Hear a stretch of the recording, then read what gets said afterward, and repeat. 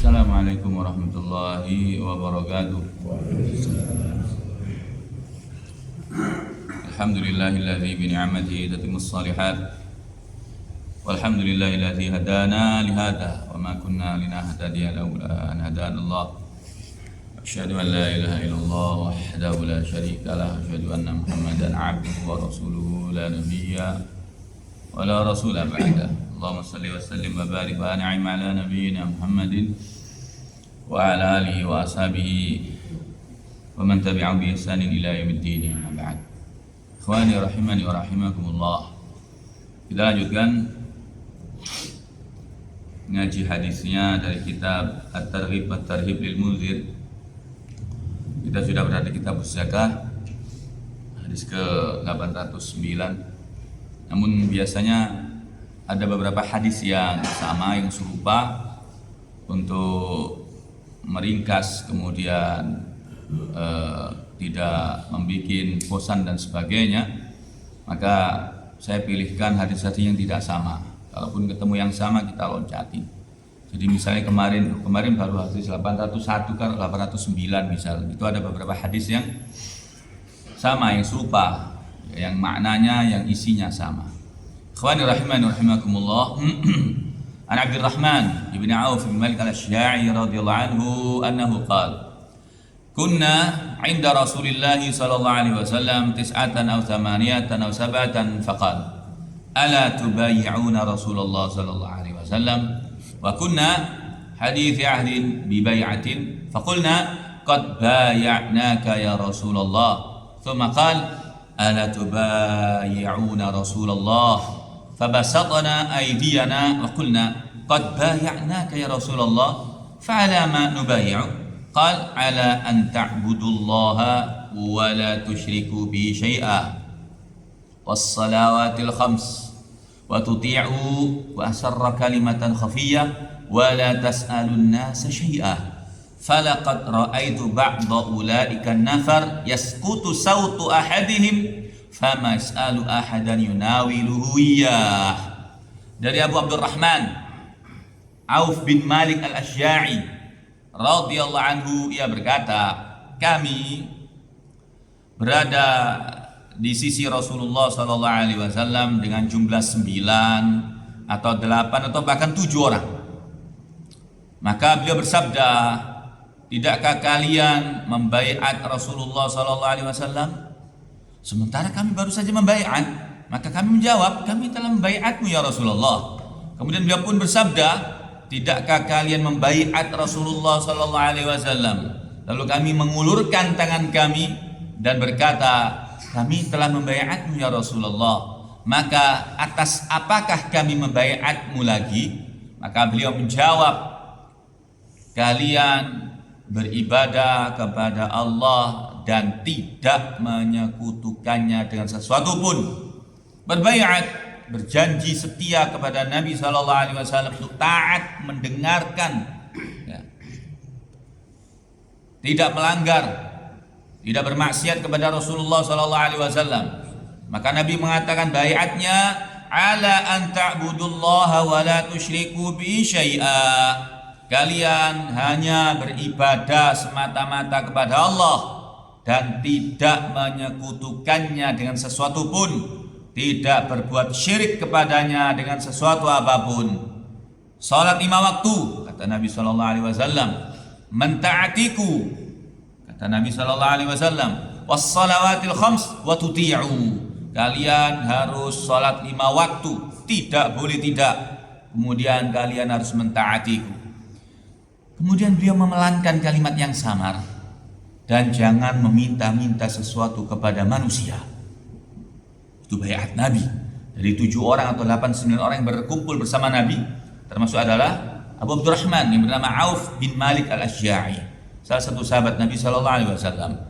Setelah dilakukan baiat dan Nabi menasihati, maksudnya meminta para sahabat untuk tidak meminta-minta kepada manusia, aku telah melihat sebagian dari para sahabat yang berbaiat itu cemeti salah seorang dari mereka jatuh dan dia tidak meminta bantuan seseorang untuk mengambilkannya. Rawahu Muslim dan Tirmizi bi sanadin sahih.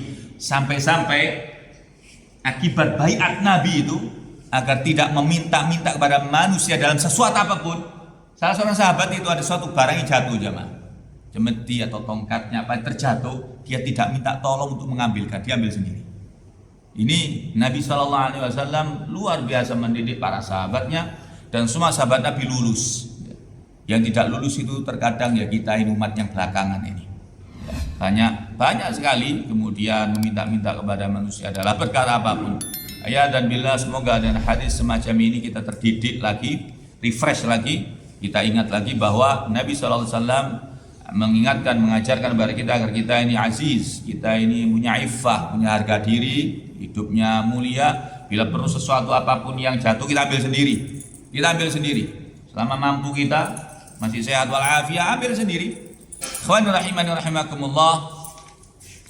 Hadis yang berikutnya, hadis yang sahih dari sahabat Abu Dzar Al-Ghifari radhiyallahu anhu.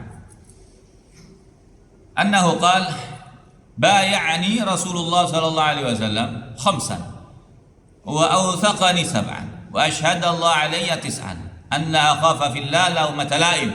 Qala Abu al-Muthanna qala Abu Dzarrin fada'ani Rasulullah sallallahu alaihi wasallam faqala hal laka ila bai'atin wa lakal jannah qultu na'am wa basattu yaday faqala Rasulullah sallallahu alaihi wasallam wa huwa yashtarit ala an la tas'alan nasa syai'a qultu na'am qala wala sawtaka in saqata minka hatta tanzila fata'khudah. Dari Abu Dzar Al-Ghifari radhiyallahu anhu, ia berkata, Rasulullah sallallahu alaihi wasallam membaiatku 5 kali, mempercayaiku 7 kali, dan bersaksi atas nama Allah atasku 9 kali. Ikhwani rahimani rahimakumullah. Ini pertanda betapa tingginya kedudukan Abu Dzar Al-Ghifari di sisi Nabi sallallahu alaihi wasallam.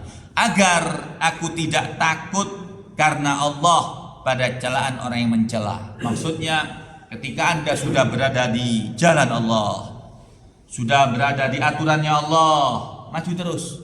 Jangan pernah takut celaan orang yang mencela. Ini biasanya di dunia dakwah, jemaah.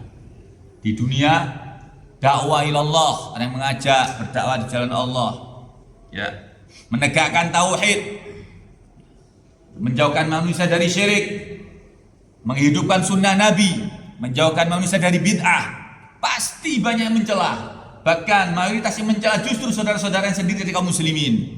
Maka kalau sudah di perkara itu, jangan pernah takut untuk kemudian maju terus selama Anda di jalan Allah. Wala yakhafuna laumata la'im. Jangan pernah sekali-kali takut kepada celaan orang yang suka mencela. Ikhwani rahimani rahimakumullah.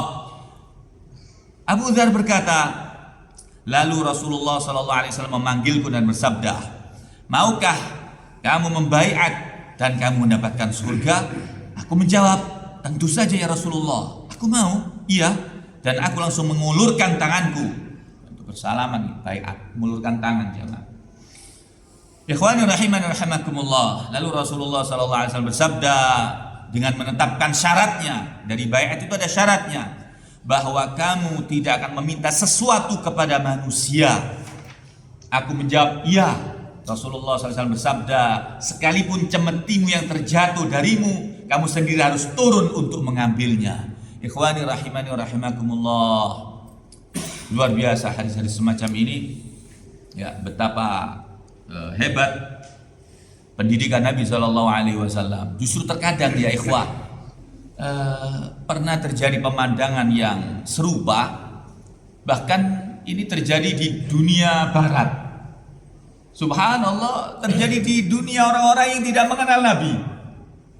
Ada seseorang tua, ya, itu kemudian dia berjalan, orang barat sana ya, kemudian tongkatnya ini jatuh, diambilkan oleh seseorang, maksudnya membantu. Dia marah, ada apa kau membantuku? Aku bisa ambil sendiri, kata dia. Subhanallah. Jadi prinsip-prinsip ini yang mestinya kita punya. Prinsip ini yang mestinya kita punya. Kecuali ada uzur, jamaah, uzur.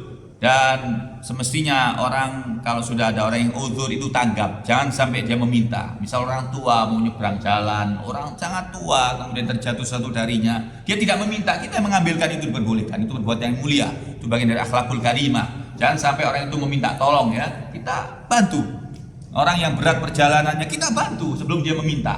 Ya. Ada seseorang yang kondisinya sangat berat itu untuk kemudian berjalan mungkin ke masjid atau kemanapun dan kondisi sakitnya, namun dia tidak pernah minta tolong. Dia harus melakukannya sendiri, dan itu bagian dari baiat Nabi kepada para sahabatnya. Semoga kita bisa meneladani Rasulullah dan para sahabat dalam urusan iffah, mempunyai afaf, mempunyai kehormatan, kemuliaan, tidak bermudah-mudahan dalam meminta tolong kepada manusia. Aku qouli hadza astaghfirullah li wa lakum kafaratul majlis. Subhanakallahumma bihamdika asyhadu an la ilaha illa anta astaghfiruka wa atubu ilaik. Jazakumullahu khair. Assalamualaikum warahmatullahi wabarakatuh.